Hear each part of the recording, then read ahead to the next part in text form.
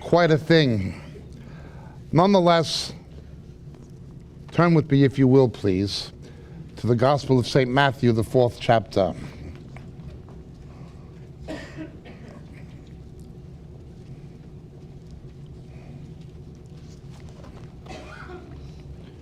Where does Jesus dwell? Where does Jesus choose to dwell? The Gospel of St. Matthew, the 4th chapter.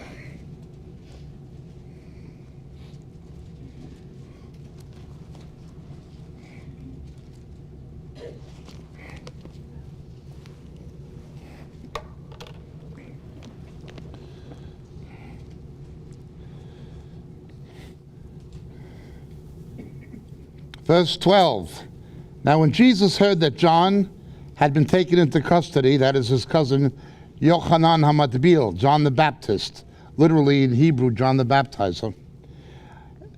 And leaving Nazareth, he came and settled in Capernaum, which was by the sea in the region of Zebulun and Naphtali.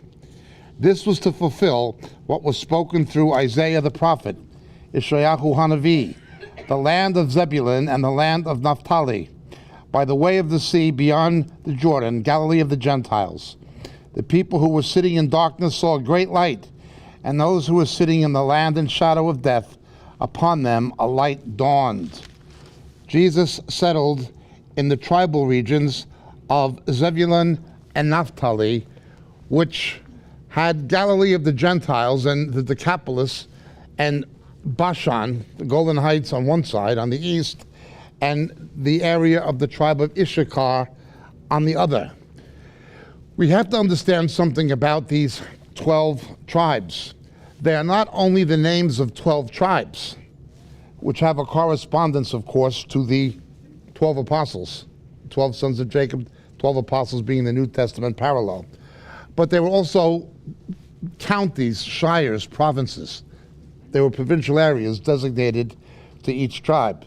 So it was the name of a region as well as the name of the people who lived in the region according to the tribe. Some people ask the question, how will we know the 144,000? How will Jews know what tribe they're from? Unless they have a name like Cohen or Levi or Siegel, well, you can know that they're from the tribe of Levi, but I have a different name, Yaakov Prasch. Yaakov comes from Akov, Hebrew, meaning usurper, but translated swindler. And Prasch is Prushim, Pharisees. So he's the beloved one who God has given, like Nathaniel, right? And I'm a Pharisee and a swindler. But anyway, I'm glad you can laugh. I'm not joking. That's what my name really is. A Pharisee comes from lefaresh, meaning to publish or to interpret. They were the ones who interpreted the scriptures. That's what they were. At least that's what they thought they were. But yeah, that's my name. Such is it. So people ask, well, of course, now we have mitochondrial DNA. When I was in university, it was unknown that there was cytoplasmic DNA. DNA was only thought to be in the nucleus. We knew there was RNA in the cytoplasm, but not DNA. But now we have mitochondrial DNA, and if you can get enough signatures, you can identify ancestry. It's not gotten to the point yet, but it's getting there. Bone is hard tissue, okay? If you can get enough hard tissue, osteocytes, with long enough strands, you might eventually be able to match that with the DNA of Jews now and determine tribes. It's not quite there yet, but experiments have been going on for some time.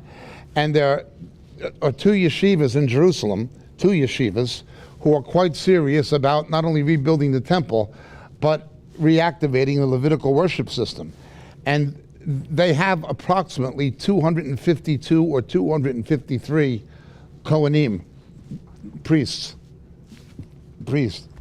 And this technology is going to get better.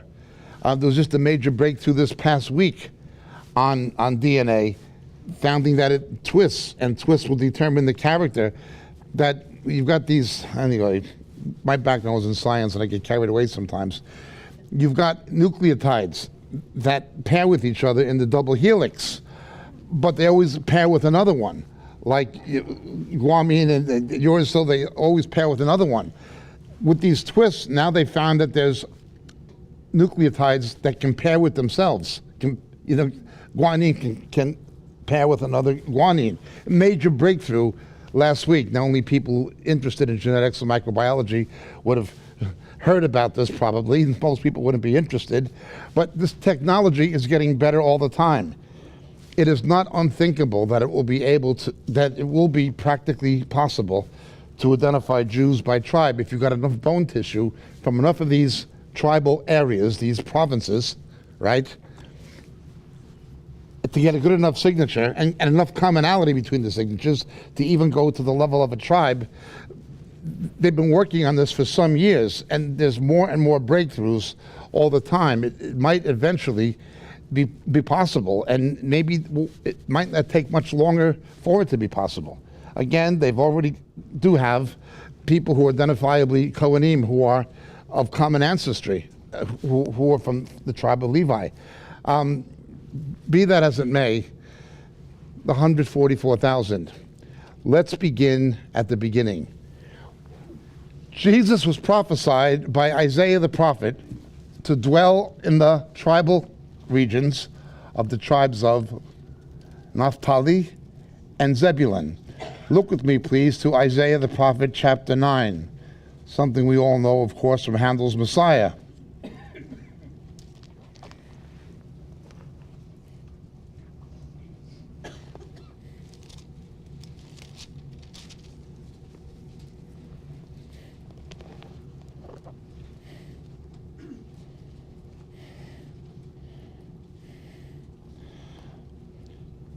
We all know verse 6. A child is born to us, a son is given, the government will be upon his shoulder. This, of course, speaks of the millennial reign of Christ. And his name will be Wonderful Counselor, Pele Yoetz in Hebrew, Mighty God, El Gabor, and Eternal Father, Aviad, and Prince of Peace, Sar Shalom. This will be no ordinary baby. But in verse 1 of chapter 9, bearing in mind there's no chapter divisions in the original Hebrew canon, but there will be no more gloom for her who was in anguish in earlier times. He treated the land of Zebulun and the land of Naphtali with contempt. But later on, he shall make it glorious by way of the sea, on the other side of the Jordan, Galilee of the Gentiles. In the time of Jesus, you had the north shore of the Sea of Galilee. We're progressing now. If you can, in your mind's eye with a map, think of Tiberias, which is on the northwest of the Sea of Galilee, coming around along the north to the northeast, ending at a place called Gensarin, okay? That area. There's no biblical record of Jesus ever having entered the main city of that time, still the main city of this time on the Sea of Galilee, Tiberias. There's no record of him doing it. Jesus' ministry was always rural, except when he went to Jerusalem for the Pilgrim Feast. His ministry was always rural, always rural. He didn't go to the main city of the region, which was the seat of Roman government at the time, Caesarea Maritima. He didn't go to Caesarea Maritima. He only went to Jerusalem for the Pilgrim Feast. He built up a rural following, knowing that the people would congregate in Jerusalem for the Pilgrim Feast, and huge crowds began following him. This, of course, completely left the Sanhedrin flabbergasted. Where are all these people following this guy from? They were very much like modern politicians. You've got, the people in New York and Chicago and Hollywood and Washington, they think that that's America. They don't, nothing personal, but they don't think much about Ohio or Indiana, Their world is Manhattan, Washington, D.C., Hollywood, and Chicago. That's how they think. That's how the people with the power generally think. You know, in Britain it's the same. There's London, and then there's the rest of it. But you know, that's just the way it is. Well, that's the way it was then. Okay. Jesus' ministry, where he lived, was situated and focused on the north shore of the Sea of Galilee. You have the lower Jordan River. Now it says on the other side of the Jordan. The lower Jordan begins on the southern tip of the Sea of Galilee. It's shaped like a harp. The Sea of Galilee in Hebrew is called the Kinneret, from Kinor, harp. It's shaped like a harp. So at the base of it, the river goes from the southern tip of the Sea of Galilee down, separating the Decapolis apart from Beth Shan from the Jordan Valley and the plain of Jericho. It just goes down all the way to the Dead Sea, the Yam HaMelech. But the Jordan begins north of the Sea of Galilee. Jordan means Yarden, that which comes down from Dan, the area of the tribe of Dan. Yarden, that's what it means, okay? There are three sources, one of which is the water tables in the tribe of Dan. The other is the mounting snow caps of Mount Hermon coming down again through the water table into Caesarea Philippi. It's called Banyas, where Jesus said, "Thou art Peter," and so forth. That's the second. And the third is the Huldah Valley. There was a lake north of the Sea of Galilee called the Huldah, but that's all been drained for agricultural purposes and to depopulate the mosquito population. When the early Zionists settled Galilee, that was a breeding ground for malaria, for Anopheles mosquitoes, so they got rid of it and they just recycled the water for agriculture. But those are the three sources. So the Jordan comes down on the north into the Sea of Galilee and continues flowing out of the south. Now where it comes down from the north, it comes to a place called Bethsaida,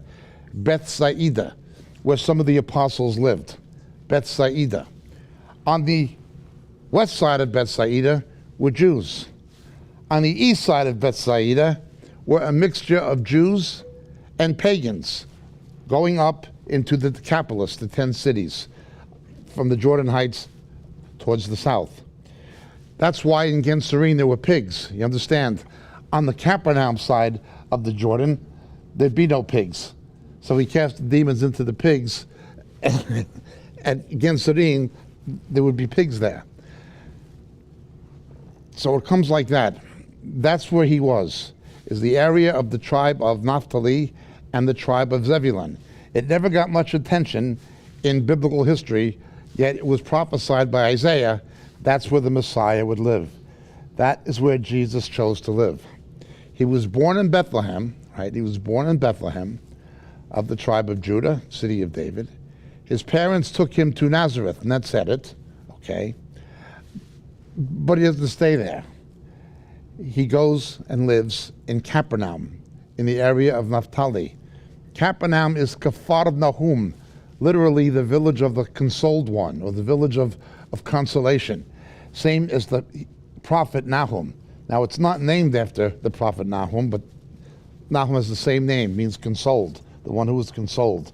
Kafar Nahum, the village of the consoled ones, or the village of the consolation, the ones who receive consolation. That's where he chooses to live. It was of no particular note. Tiberias was the main city. However, there was a road towards Damascus, where St. Paul would later be saved, nearby, and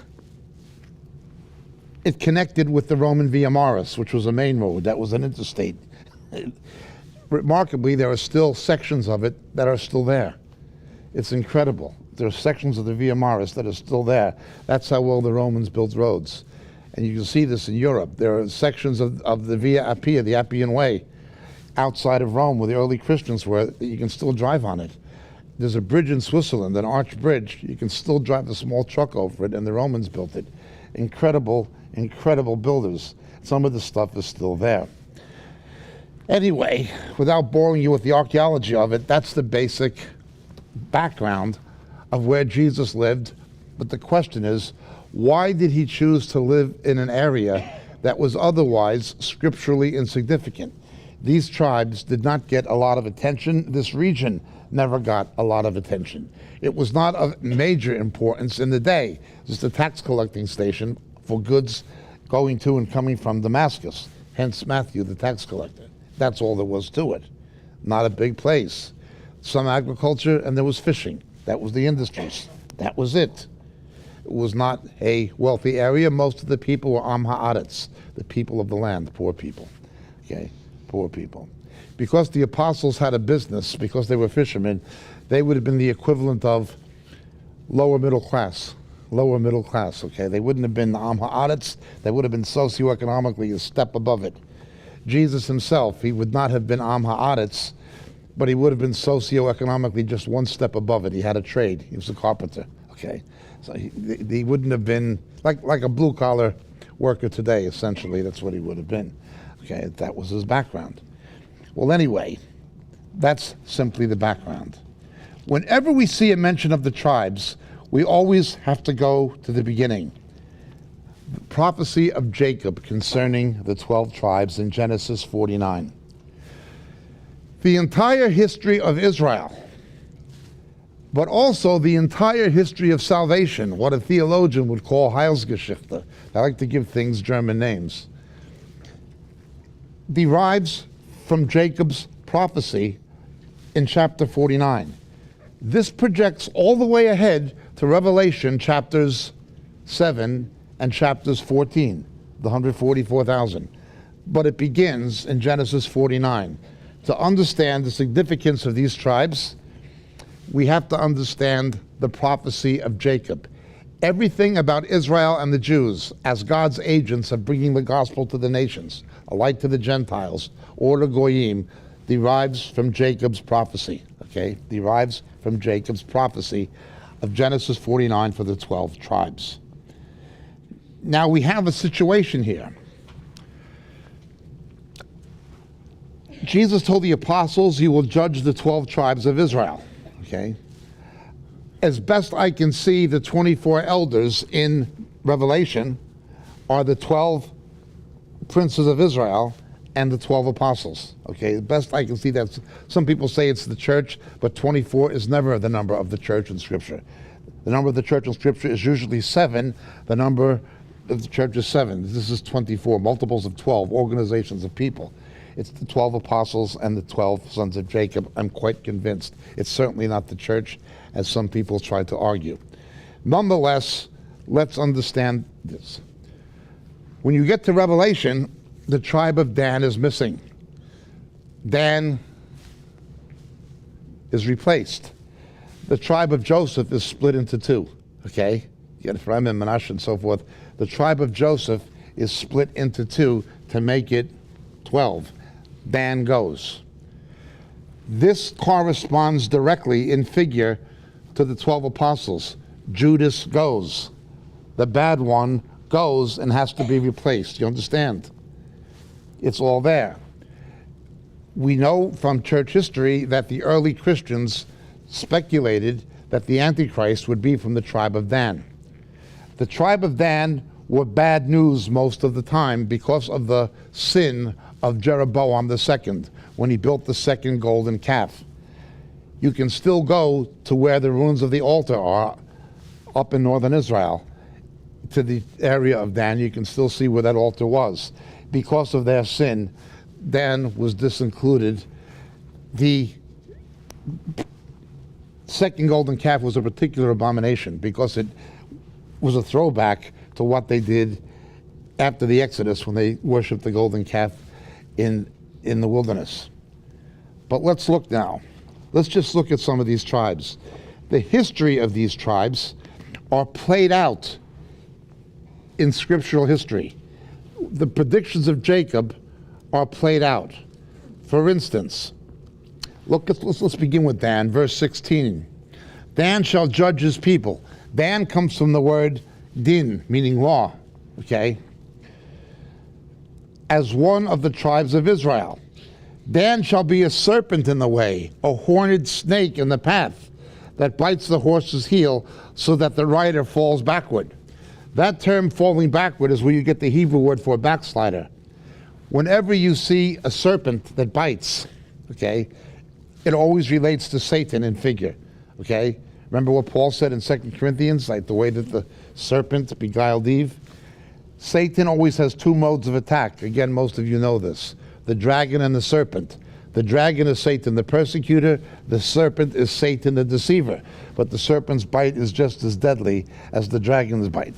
Well, this deception would come from the tribe of Dan, a horned snake in the path. Dan shall be a serpent in the way. The tribe of Dan is, of course, cursed, and again, the early Christians speculated that the Antichrist would come from the tribe of Dan. But let's continue looking further at these prophecies. Chapter 49, verse 8, Judah, Yehudah, okay, means praiser. It's related etymologically to the term lechalel, to praise or to worship. Okay. Judah, your brother shall praise you. Your hand shall be on the neck of your enemies. Your father's sons shall bow down to you. Judah is a lion's whelp. From the prey, my son, you have gone up. He couches, he lies down as a lion, and as a lion, who dares to rouse him? The scepter shall not depart from Judah, nor the ruler's staff from between his feet, until Shiloh comes. To him shall be the obedience of the peoples. Now we understand this to be a messianic prophecy about the Lord Jesus coming from the tribe of Judah. He lies down, he gets up again, he's fierce, you know. He's going to destroy the enemies of God and so forth. But the scepter shall not depart from Judah, the scepter representing political government authority, until Shiloh comes. Shiloh was, of course, the capital of Israel for over 200 years. But again, as I said yesterday, Shiloh, the word for apostle is Shiloach, the one who was sent, okay? The scepter shall not depart from Judah until the one who was sent shall come. You understand? Again, it's messianic, okay? The Romans considered Herod to be a Roman. Herod the Great is a major type of the Antichrist, a major type. In Revelation chapter 12, you have what is known as a Pesher interpretation of Matthew's nativity narrative. You have the dragon trying to consume the baby coming out of the woman. And then when the baby is rescued, the dragon goes and makes war with the rest of her offspring, right? What does Herod do? He tries to kill Jesus, but when Jesus is rescued, he kills the other babies in Bethlehem, doesn't he? Herod is a major picture of the Antichrist. The nativity is what we call a peshet, a simple story, but its pesher, its deeper meaning, is the return of Christ. His first coming is a picture of his second. Now, if you're a new believer, don't worry about this stuff yet. Don't do calculus till you can do arithmetic, okay? My wife's a math teacher, but anyway. Remember in Revelation 12, and then I saw a sign in heaven, and then the dragon comes with 7 heads. Somehow Herod is in that character of that Antichrist figure from Daniel chapter 7. Now this is a very simple explanation. You can get my book, Shadows of the Beast, and read about it. Nonetheless, Herod was an Idumean. During the Hasmonean period, the intertestamental period, the Jews, after the time of the Maccabees, conquered western Jordan, including Edom, southern Jordan, okay? The Edomites who converted to Judaism settled in the northern Negev, Idumea, and they were called Idumeans, but they were ethnic Arabs, okay? So Herod was genetically and anthropologically, he was an Arab. However, by way of political convenience, his religion, he was a Jew. However, the Romans considered him to be a Roman. By nationality, by citizenship, by culture, he was a Roman. To the Europeans, he was a European. To To the Arabs, he was an Arab. To the Jews, he was a Jew. That teaches something about the Antichrist. You understand? Everybody's going to think we can trust him. He's one of us. But he's not a man of the Arabs, he's not a man of the Jews, and he's not a man of the Europeans, of the West. He's a man of Satan. But he's going to know how to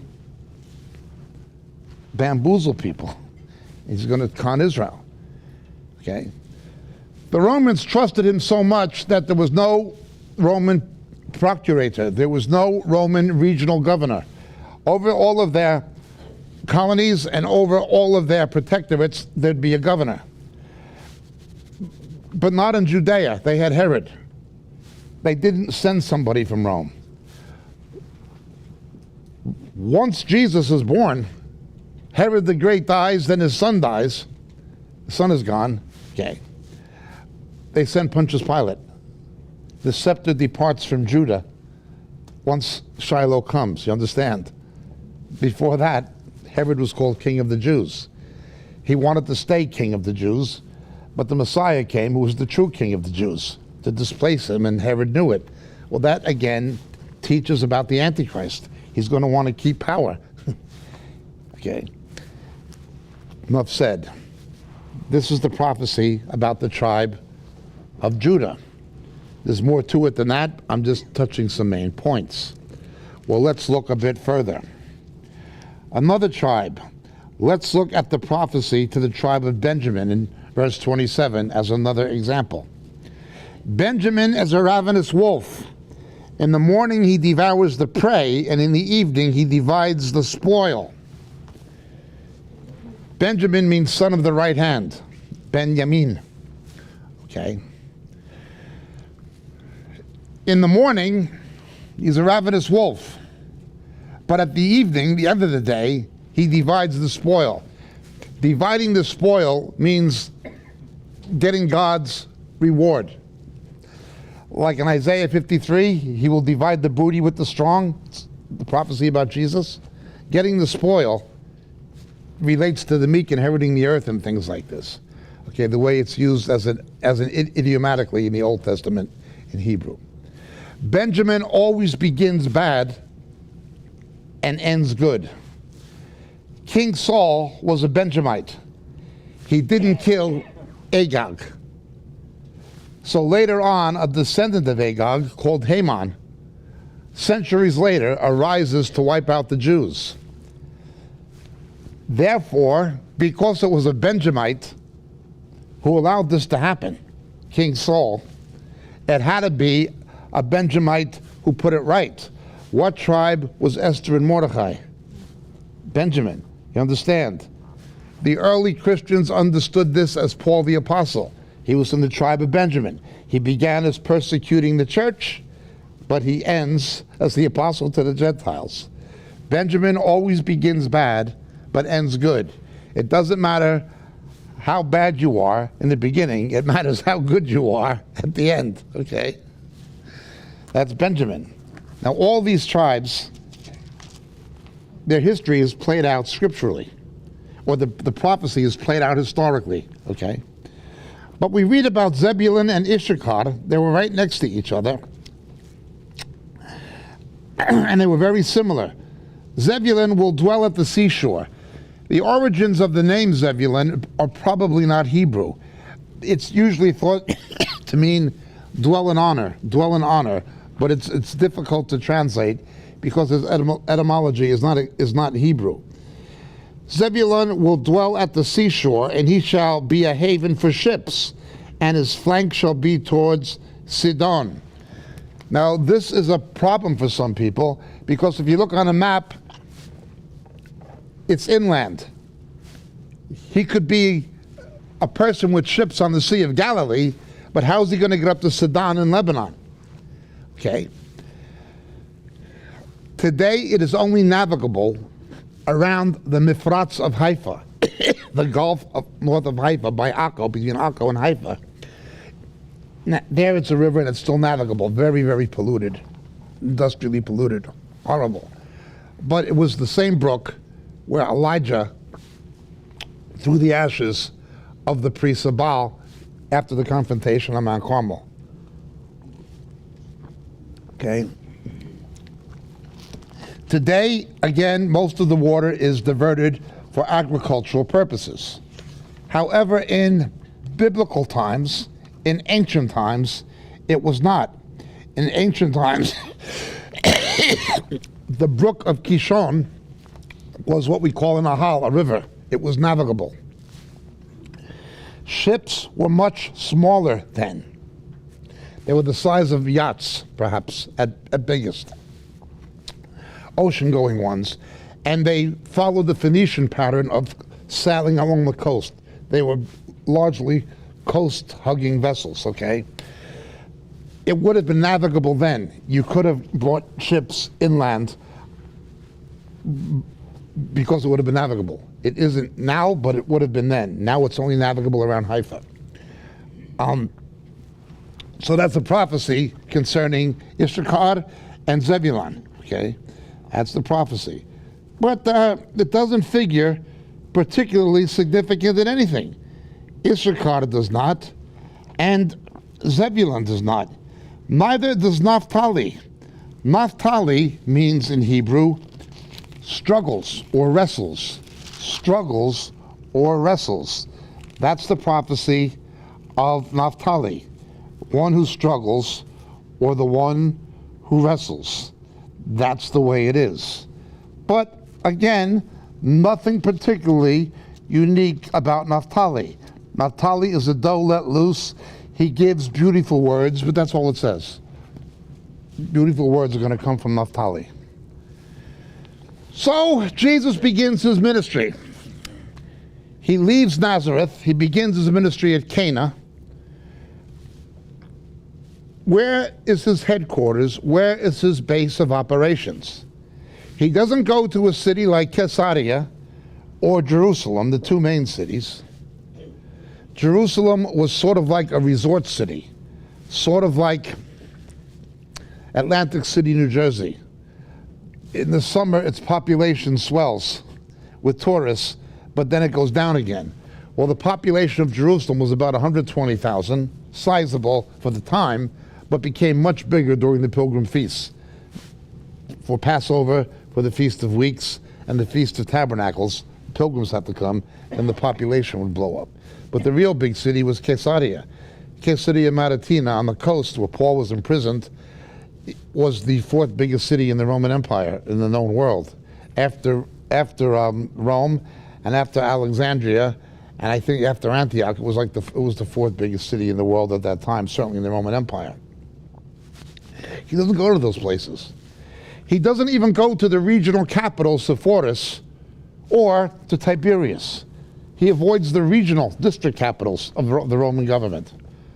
He goes to Naphtali and Zebulun, next to Issachar, to fulfill the prophecies of Isaiah chapter 9, verse 1. That's where he goes. That's where he sets up his headquarters in these little coastal towns, fishing villages. Okay. Why? Well, let's understand. He leaves Nazareth, Natseret. You have a prophecy in the New Testament when Herod tries to kill Jesus and Mary and Joseph are afraid of his son. They don't stay in Judah. They go to Galilee, to Nazareth, and Matthew writes, this is to fulfill the prophecy, he shall be called a Nazarene. The problem is there is no such prophecy anywhere in the Old Testament. There's no place he shall be called a Nazarene. However, in Isaiah 11, he shall be called a righteous branch. One letter difference. Nazareth, okay, Netzer. In Hebrew wordplay, in biblical Hebrew, it is different than in modern Hebrew, and it's different than in English. In English, we use wordplay either as an advertising gimmick or to make a joke. you use one word that sounds like another to draw people's attention to something. I always tell that when I was a little boy near New York, there was a company called Quality Coal, and they spelled it K-O-A-L. They intentionally misspelled it to draw people's attention to it. We would use one word that sounds like another as an advertising gimmick or as a joke. In biblical Hebrew, it was the opposite. There were no chapter divisions. These were just books. And the scribes, who were called the Sophrim, were people who used mathematics to guarantee accuracy. Because it was alphanumeric, because it was like Roman numerals, the letters were numbers, they knew the mathematical value of every verse. And they would count it up to make sure they didn't make a mistake. That is how they preserved accuracy. They used mathematics. These are the scribes called the Sophrim. They were experts in the text called the Sophrim, from the Hebrew infinitive lispor, to count, to count. They literally counted the mathematical values. And they used certain devices the way we would use italicizing, underlining, and boldening, okay? To designate the beginning of a new pericope, they would put the first letter of it very dark. They'd make the first letter very dark, okay? They wouldn't bolden the whole thing, just the first letter. That would be the cardinal verse introducing a new passage, okay? They had that instead of chapters. That's the first thing they did, okay? This is broadly speaking now. Secondly, instead of underlining, they would change the size of the font, okay?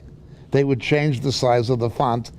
And instead of italicizing, they would use wordplay. Now, I'm just trying to explain this in modern equivalents. It's not, I'm just trying to put it across the best way I can. They used wordplay. In biblical Hebrew, when you use one word that sounds like another, it's to draw your attention to something very, very important. Look with me, please, to the book of Amos, chapter 8. Why did Jesus live in Nazareth?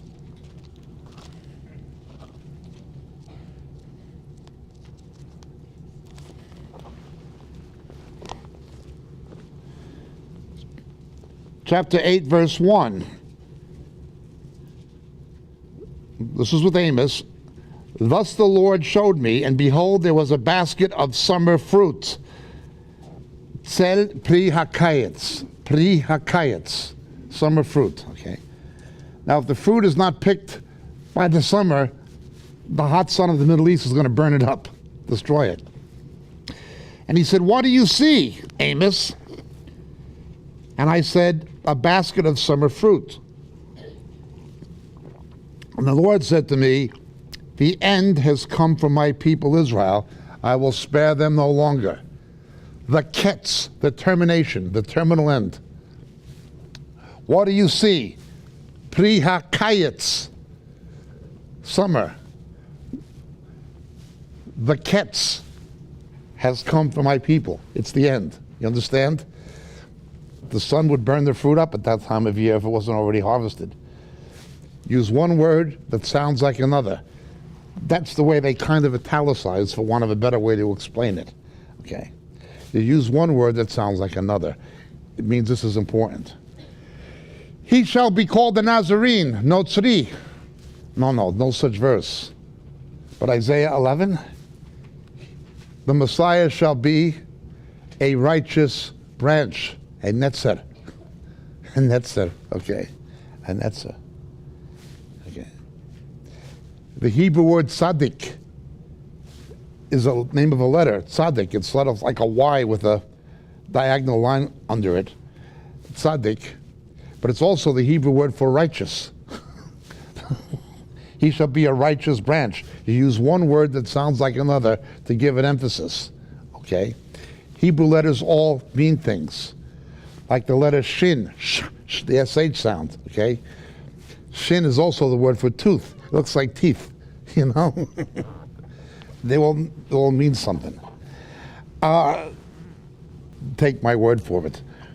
So that's the way it is. The Messiah would be a righteous branch. He's not going to be a Nosri, but he's going to be a Netzer tzaddik. It says the same thing in Jeremiah 23, that he's going to be this righteous, I'll raise up a righteous branch, kind of thing. Okay. So today you'll see rabbis called anti-missionaries who are trying to persuade Jews not to believe in Jesus. They'll try to make a big deal of this, but they're banking on the ignorance of other Jews. You don't know the scribal methods. I mean, they actually know they're lying. They actually know they're lying. It's unbelievable. So, he's in Nazareth. Turn with me, please, to the Song of Deborah, the book of Judges, chapter 5. Shoftim.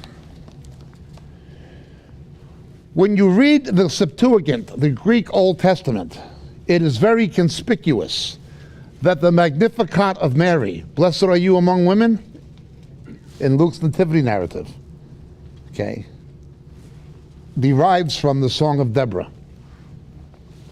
Now let's look at this.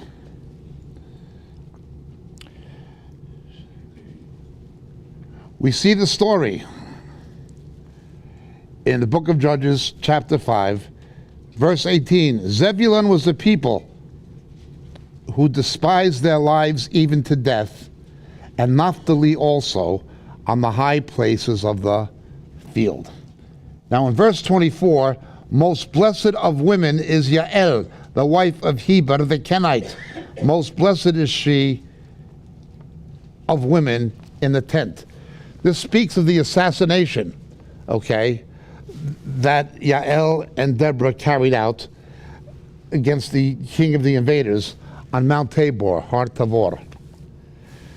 Well, I'm sorry to bore you with geography. I should have had a map, but I've had family issues these last few days, and I don't think too coherently under the best of circumstances, but this week I've even lost the plot completely. Let's say that this room, well, going this way, is the Valley of Jezreel. The Valley of Jezreel separates Galilee from Samaria. It is the agricultural belt of northern Israel, even to the modern day, as it was in biblical times. The Valley of Jezreel, sometimes called Emek Israel. Okay. On the east is Har Gilboa, Mount Gilboa. Okay. On the west is Har Carmel, Mount Carmel, separating the Mediterranean from the valley. Okay. Close to the halfway point, going east to west, there are two mountains on either side. On the north side, on the Galilee side, is Har Tavor. Har Tavor, Mount Tabor, where Yael and Deborah killed Sisera, assassinated Sisera. Okay. Directly opposite, on 180 degrees, say that door was Har Tavor. That door is Har Megiddo, Mount Megiddo. People say the Valley of Armageddon. No. Armageddon, Megiddo, is not a mountain. It's a valley. That's a mountain. It's not a valley. The valley is the Valley of Jezreel. Okay. Megiddo has got 32 layers, stratas of tells of being built and rebuilt. It's amazing. So you've got that mountain, Har Megiddo, Mount Megiddo, directly opposite on the north side, on the Galilee side. That's on the Samaria side. On the Galilee side, on the north, you have Mount Tabor, where the Song of Deborah takes place. Napoleon ascended Mount Tabor and looked at the Valley of Jezreel when he came to the Middle East to defeat the Mamelukes. And he said, this is the perfect place for my ultimate military campaign. Then he tries to reconfederate the Roman Empire, puts the emperor's crown on his own head, makes himself emperor, and the believers in England thought he was the Antichrist, with good reason. What he did does typify what the Antichrist is going to do. Nonetheless, this is Mount Tabor. Just on back of Mount Tabor is a lower mountain. So you got a higher one and a lower one on the north. This one is Har Tavor, Mount Tabor. And in the shadow of Mount Tabor is Nazareth, today called Nazaret Alit, Upper Nazareth. We know from the gospel narratives the original Nazareth was on the hill, okay? He tried to throw him off the cliff. Maybe we'll explain about that some other time. Nonetheless, that was it. It was in the shadow of Mount Tabor. You can see it. If you're a pretty good hiker and you've got a good pair of hiking boots, you can walk it. You can walk down from Nazareth and up to Mount Tabor in about a half day if you're accustomed to hiking. You can do it. There are hikers who do it. Okay? It's there. It's prominent. It dominates the landscape. You can't miss it. And so you've got a little Jewish girl. I don't know if they played hopscotch or jumped rope or whatever, but her name was Miriam, with the root mera, bitterness, okay? Fulfilling the prophecy of Simeon that a sword would pierce her own heart. And she's growing up in the shadow of Mount Tabor. And she would have known, like everyone would have known, that's where it happened. That's where Deborah and Yael were told, you, blessed are you among women. Blessed are you among women. That's the song of Deborah. Blessed are you among women, Yael. Okay? She would have known this growing up. Little did she know that an angel Gabriel, the mighty one of God from the book of Daniel, would have appeared to her and told her, Miriam, blessed are you among women. Can you imagine? She's growing up in the shadow of Mount Tabor. Blessed are you among women. Everybody knew it. But now Gabriel tells her, no, blessed are you among women. What happened on Mount Tabor is only a shadow of you. An Old Testament shadow or type of what was going to happen to you. Now again, you'd have to know the geography of Israel to understand these things, but it's there, plainly there, very plainly. Well, this is the song of Deborah. Now look at the prophecies in Deborah about these tribes who came to war, okay, against Sisera. We'll begin in verse 15. And the princes of Issachar were with Deborah. As was Issachar, so was Barak, which means blessed. You get the name Baruch from it. Into the valley they rushed at his heels. Again, the valley of Jezreel. Same as the valley of Armageddon, as we call it, same place.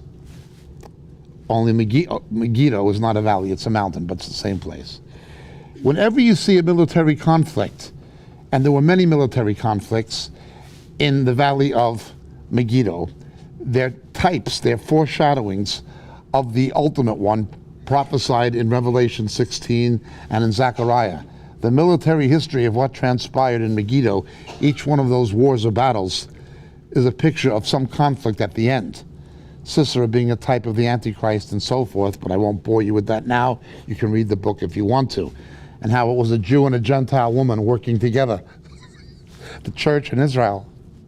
But again, I only mention these things in passing. Okay. Why do you sit among the shepherds to hear the piping for the flocks among the divisions of Reuben? There were great searchings of heart. Why? Oh, Reuben didn't want to fight. Gilead remained across the Jordan. And why did Dan stay in ships? Asher sat down at the seashore and remained by its landings. These other guys didn't want to fight. Issachar did. The others didn't. They ran scared. They were afraid of the armies of Sisera in the valley of Megiddo. But Zebulun was a people who despised their lives even to death. And Naphtali also, on the high places of the field. Why did Jesus choose to dwell among Naphtali and Zebulun? He who loves his life will lose it. He who would gain his life will lose it. He who loves his life will hate it. Last night, my mother cashed in her chips. I loved my mother, but I hated her life. Everybody in my family is either Jewish or Roman Catholic, everybody.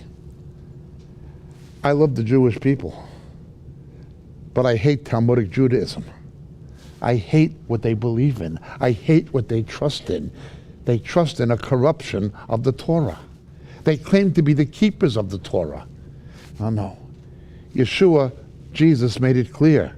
If you believed Moses, you'd believe me also. Remember, the problem of unsaved Jews is not that they don't believe in Jesus. That's the consequence. That's the result of the problem. The problem is they don't believe Moses and the prophets. If they really believed the Torah, they'd know he was the Messiah. Their rejection of Yeshua as the Messiah is not the problem. It's the consequence of the problem. The problem is they don't believe the Old Testament. They don't believe Moses and the prophets. If they did, they'd know Yeshua was the Messiah. Okay? I love the Jewish people, but I hate what they are. What do you do when you have a Catholic mother trusting in a scapula around her neck instead of in the blood of Jesus? Instead of knowing that the blood of Christ cleanses from all sin, you have to die in fear, and she died in fear, believing she had to atone in purgatory for her own, a false gospel of a false Christianity. Did I love my mother? Of course I did. But I hated what she was. I hated what she believed in. When I was a youth, I was a communist. Then I became a cocaine addict and a drug dealer. Fornicator, all the rest of it. But cocaine was a white-collar drug. It was not like heroin. It was professional people did it and things like this. It was called the rich man's high in those days. Only I wasn't a rich man. I was a student, so I trafficked in it. I dealt to subsidize my addiction. That's what I was.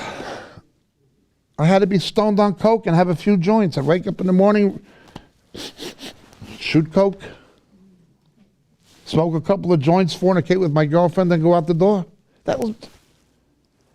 I had to hate my life in this world. I had to hate it. He who would gain his life will lose it. If you love your life, you're going to hate it. And so these other tribes, they didn't show up for the fight. But Zebulun and Naphtali in verse 18 was a people who despised their lives even to death. If you don't hate your life in this world, Jesus doesn't dwell with you. But he always dwells with those who hate their life in this world. This life is a heartbreaker. Read the book of Ecclesiastes. It's all vanity. It's all in vain. Make the best of a bad thing. Love God and keep his commandments. Trust in the coming of Jesus. But if you set your heart on this place, you're going to be very disappointed. It's all in vain. No matter how much power you accumulate, no matter how much wealth you accumulate, you're going to wind up just as dead as the next person, as a poor person. It doesn't matter. It's all vanity. It says in the Latin Vulgate, is really translates it well. Vanitas vanitatem, omnia vanitas. It's all in vain. It's hopeless. It's in vain. If you don't hate your life in this world, you don't love it. If you don't lose your life in this world, you're never going to gain it. You want Jesus to dwell with you. You want him to dwell in your family and in your church. You have to be like Zebulun and Naphtali, people who despise their lives even to death, and Naphtali also. The story then continues. The kings came and fought. They fought the kings of Canaan at Tanakh near the waters of Megiddo. That's the place again, same as the valley of Jezreel, same place, Megiddo. They took no plunder in silver. The stars fought from heaven. From their courses, they fought against Sisera. You see the stars fighting from heaven. The book of Daniel and the book of Revelation show us that there's a correlation between the struggles on earth and the struggles in the heavenlies. Remember the principality of Persia and Daniel? What you see over Iran now, Shia Islam, there's no doubt in my mind that that's what Daniel saw, that Iran is going to emerge to try to destroy Israel at the end of the world. And it's a reflection of a battle between Michael, and the principality over Persia. These things you see happening in the Middle East, these political struggles and things with Mr. Trump warning about Iran and Mr. Obama selling out to Iran and whatever you want to call it. These things are only a reflection of what is happening in the heavenlies. Satan got his biggest defeat in Jerusalem. He gets his final defeat there. The Jews must be there for Jesus to return, according to Matthew 23:39 and Luke 21:24 and Zechariah 12. Satan knows this. He has to try to displace the Jews. He has to try to get them out of there. He'll use Obama. He'll use the United Nations. He'll use the Arab League. It's a spiritual battle. What you see happening politically and strategically, even in Syria now, is only a reflection of what's happening in the heavenlies. Stars fighting from heaven. The torrent of Kishon, that was the brook where Elijah went through the ashes, which at that time was navigable. That's how the tribe of Naphtali and Issachar and Zebulun could have reached the Mediterranean. Okay. The ancient torrent, the torrent of Kishon, O my soul, march on with strength. And so it goes. Now look very carefully. They took no plunder in silver. The Hebrew term for silver is kesef. Kesef. The Hebrew term word for money is kesef. How much silver do you have? Kama kesef yesh lecha. How much money do you have? Kama kesef yesh lecha. Same word. Silver is money, money is silver. Unlike gold, which is non-corrosive, it doesn't oxidize, silver is of temporary value. Okay? Silver will tarnish, it's only of temporary value. It has to do with the price of redemption, the half shekel for the firstborn, a picture of Christ. Jesus was betrayed for silver. It's of temporary value. Okay. Ultimate value is gold because it doesn't oxidize in biblical symbolism. As you progressed into the Holy of Holies from the temple, first there was the Nehoshet, the bronze, the brazen altar, then silver, but then gold. In the Holy of Holies it was all gold. The more you progress. Okay. The idea is to get the gold. Silver is of value, but of temporary value. The world uses people to get kesef. God uses kesef to get people. You understand? Missions, evangelism. The world uses people to get money. God uses money to get people. It's of temporary value. They didn't take any. They didn't want the plunder of silver. They were not lovers of money. The greatest rabbi who ever lived said, Efo levavecha shameh hieh gam ken otzarecha. Where your heart is, there your treasure will be also. Nothing, absolutely nothing, will indicate somebody's true standing before God than their attitude towards finance and material wealth. Money makes the world go round. Where your heart is, your treasure will be also. Nothing will show somebody's commitment to Christ more than their attitude towards temporal wealth and finance. Nothing. Put your money where your mouth is. Now for a Christian, a true Christian, it's simple. If you're flat broke,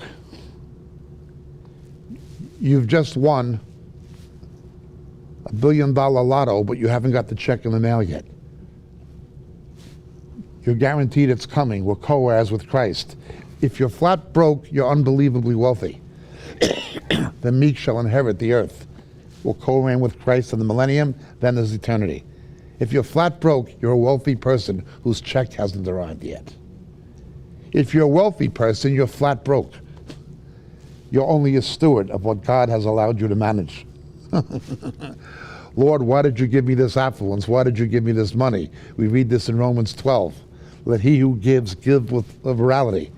People don't notice it, but the New Testament plainly teaches there's a gift of philanthropy. There are people who God prospers in business and professions. He prospers them because he uses them to fund missions, evangelism, charity, things of this nature. Okay? If you're flat broke, consider yourself rich. Your father's rich. The check's in the mail. Don't worry about it. Jesus is coming. If you're flat broke. If you're rolling in dough, you're flat broke. You're only a manager, a steward of what belongs. The Lord has trusted you with to manage till he gets here. That's just the way it is. Any other attitude towards money is wrong. Any other attitude towards material wealth is wrong. That's the only attitude for a believer. We're all rich and we're all broke. Every one of us is rich, and every one of us is flat broke, irrespective of how many figures are in our bank book or what we own or control or whatever. Well, let's look. Our equity is in the coming kingdom, not this one. Zebulun and Naphtali, people who despise their lives even to death. They didn't want the silver. They weren't interested in the money. They were interested in the victory. They fought the kings of Canaan, but they took no plunder in Kesef. Kesef, money. In Hebrew, there's no distinction between the precious metal and the currency. It's the same thing. Well, where does Jesus dwell? Among those who hate their lives in this world and who are not lovers of money. That's where he dwells. That's where he chooses to dwell. He could have lived in any one of these tribal areas. His mother grows up in the shadow of where this song happens. As a baby, he's brought to the shadow of this very mountain where this takes place, where this prophecy was given. Song of Deborah, everybody in Nazareth would have known it. That's where it was. This is where I'm going. I'm going to Naphtali. I'm going to Zebulun. Well, let's continue. Turn with me, please, to 1 Chronicles, chapter 12.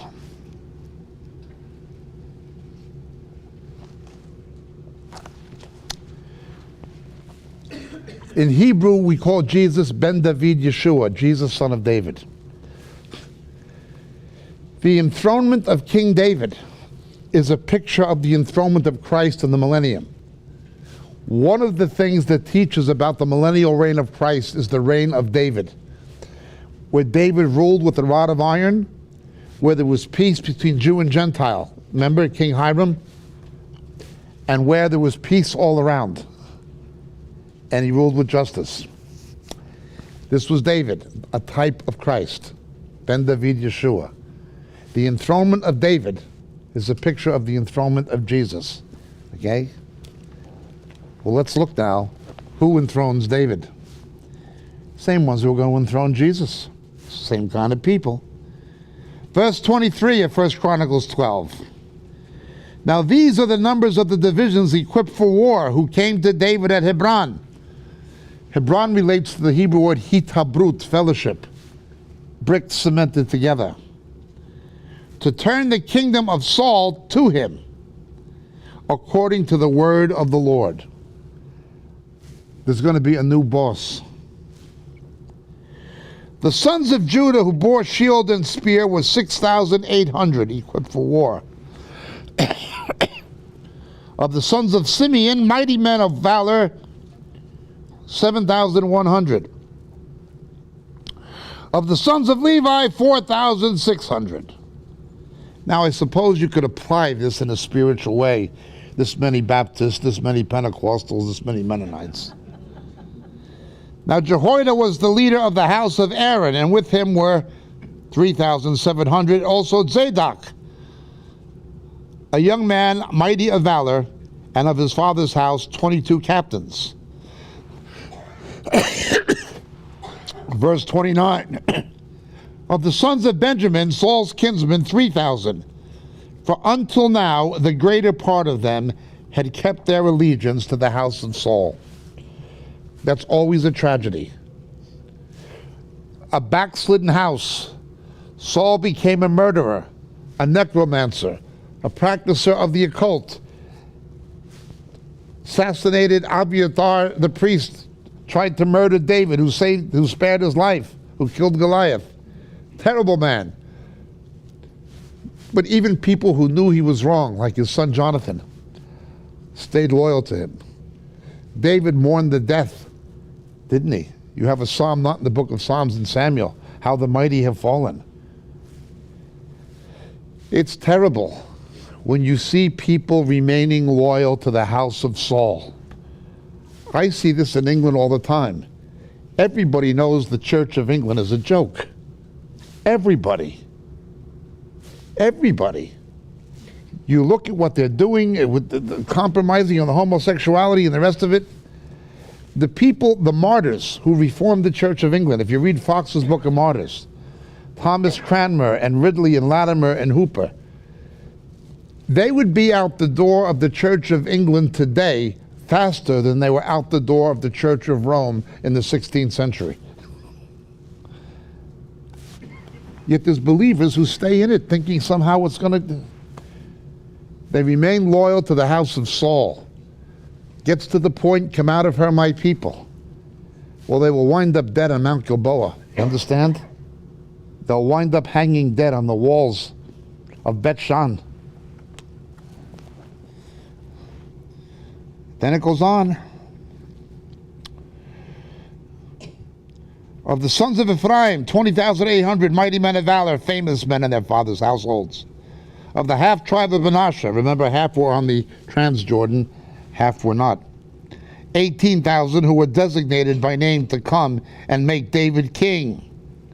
Of the sons of Issachar, I love these guys, they were the next door neighbors of Naphtali and Zebulun, just on the other side of that same brook of Kishon.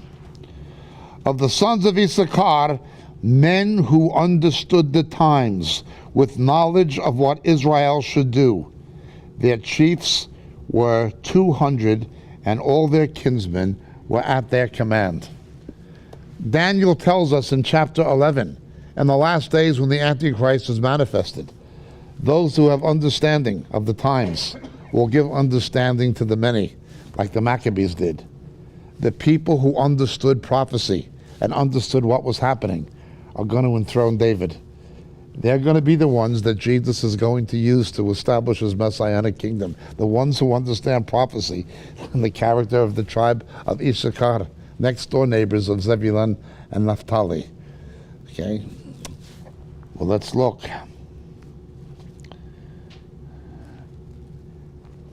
Of Zebulun, verse 33, there were 50,000 who went out in the army, who could draw up in battle formation with all kinds of weapons of war, and helped David with an undivided heart. And of Naphtali, there were 1,000 captains, and with them 37,000 with shield and spear.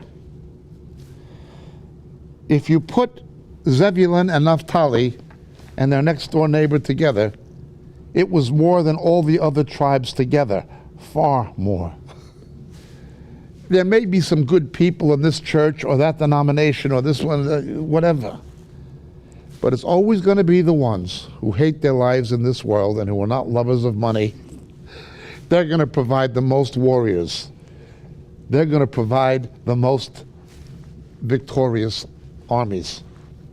They're going to be the ones who are going to enthrone the son of David.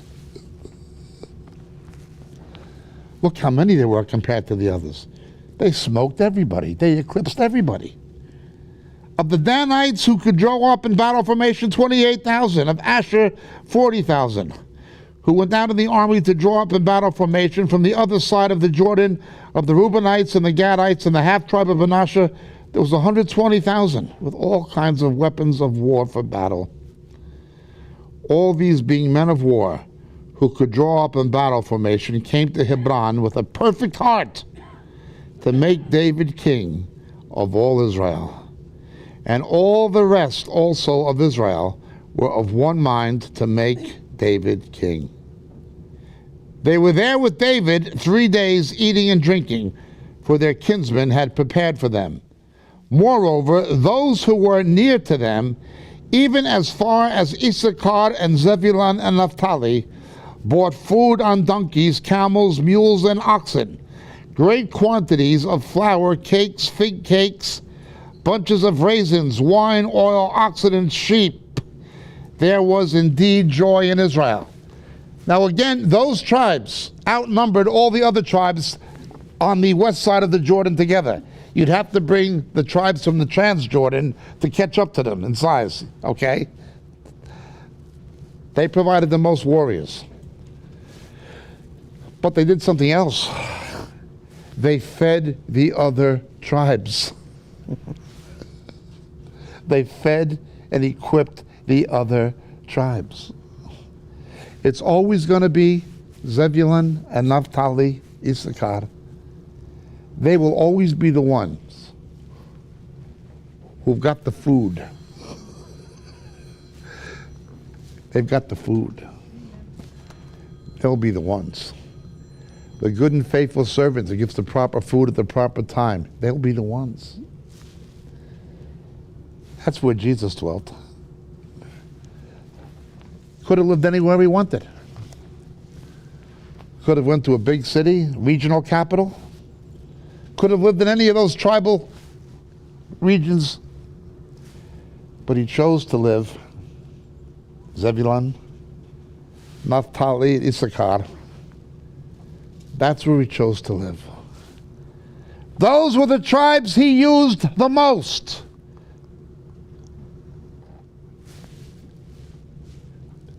That's the way it was in the days of David. And that's the way it's going to be in the days of the son of David.